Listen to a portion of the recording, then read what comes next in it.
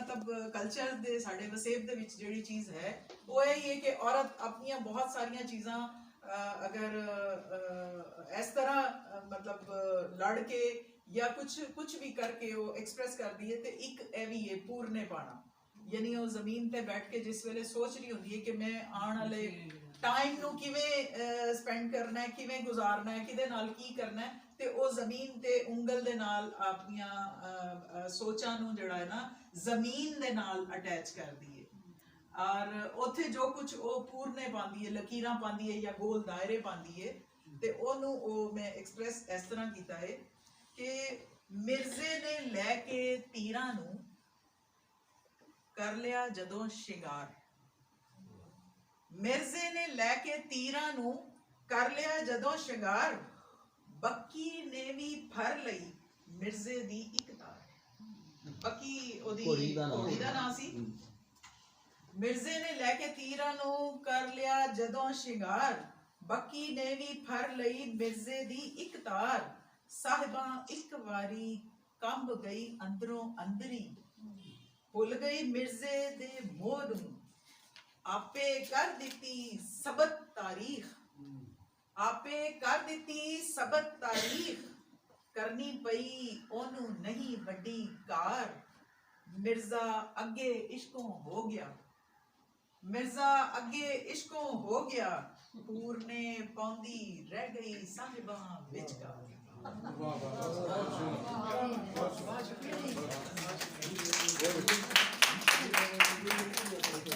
सही तरह दस पाई है कि नहीं, कोई समझ भी आई है? पंजाबी पढ़ना बहुत औखा काम है, पंजाबी सुनना बहुत सौखा है।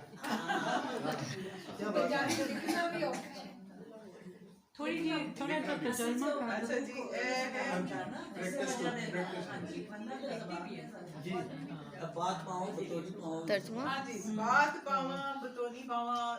खलील साहब ने शायद मेरा पेज नंबर दसना मैंने जी 73 है 73। ये साडी खलील साहब ने बड़ी चुन के कटी है कहावत है उनके नाल कुड़ियां छोटे होंगे बिल्कुल पॉलिटिकल मतलब छोटे छोटे है ने ਅਸੀਂ ਜਿਸ ਤਰ੍ਹਾਂ ਭੇਦੀ ਖਾਨੇ ਆ ਕਿ ਦੱਸੋ ਹਾਂ ਭੇਦੀਆਂ ਬਾਤ ਪਾਵਾਂ ਬਤੂਨੀ ਪਾਵਾਂ ਸੂਈ ਧਾਗੇ ਦੇ ਪਿੱਛੇ ਹੈ ਕਿ ਧਾਗਾ, ਬਾਤ ਪਾਵਾਂ ਬਤੂਨੀ ਪਾਵਾਂ ਸੂਈ ਧਾਗੇ ਦੇ ਪਿੱਛੇ ਹੈ ਕਿ ਧਾਗਾ, ਤਰੋਪੇ ਉਂਗਲੀਆਂ ਨੂੰ ਹੀ ਲੱਗਦੇ ਜਾਂਦੇ, ਦੱਸੋ ਹਾਂ। ਬਾਤ ਪਾਵਾਂ ਬਤੂਨੀ ਪਾਵਾਂ ਲਾਲ ਅੱਖੀਆਂ ਧੂਏ ਨਾਲ ਹੋਈਆਂ ਕਿ ਮਾਰ ਜ਼ਮਾਨੇ ਦੀ ਖਾਦੀ, ਬਾਤ ਪਾਵਾਂ ਬਤੂਨੀ ਪਾਵਾਂ ਲਾਲ ਅੱਖੀਆਂ ਧੂਏ ਨਾਲ ਹੋਈਆਂ ਕਿ ਮਾਰ ਜ਼ਮਾਨੇ ਦੀ ਖਾਦੀ, ਦੱਸੋ ਹਾਂ। ਬਾਤ ਪਾਵਾਂ ਬਤੂਨੀ ਪਾਵਾਂ ਬਾਤ ਬਤੂਨੀ ਬਤੰਗਰਾਂ ਦੀ, ਕੀ ਫਕੀਰ ਕੀ ਸਰਕਾਰਾਂ, ਦੱਸੋ ਹਾਂ। बात पावा बतूनी पावा कौन डिगदा तिलक के आसमानों, ग्रीडी डॉग या बंदा, कौन डिगदा तिलक के आसमानों, ग्रीडी डॉग या बंदा, दसो हाँ। बात पावा बतूनी पावा हड़ आवे हरियावल आवे, काली जुम्बे रात भी आई जे, दसो हाँ।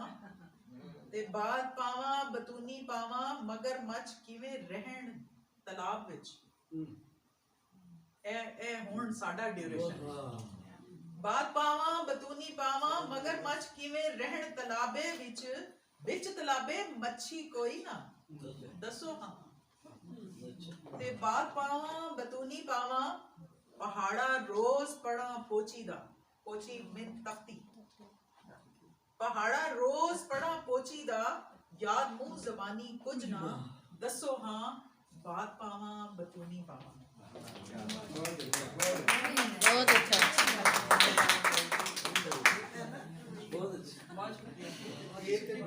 ਮੈਨੂੰ ਇੱਕ ਗੱਲ ਹੋਰ ਦੀ ਸਮਝ ਆਈ ਹੈ ਕਿ ਉਹ ਕਿਸੇ ਪਰਦੇ ਤੇ ਖੜਾ ਕਰਕੇ ਦੋ ਬੱਤੀਆਂ ਲਾ ਕੇ ਕੈਮਰਾ ਸਾਹਮਣੇ ਲਾ ਕੇ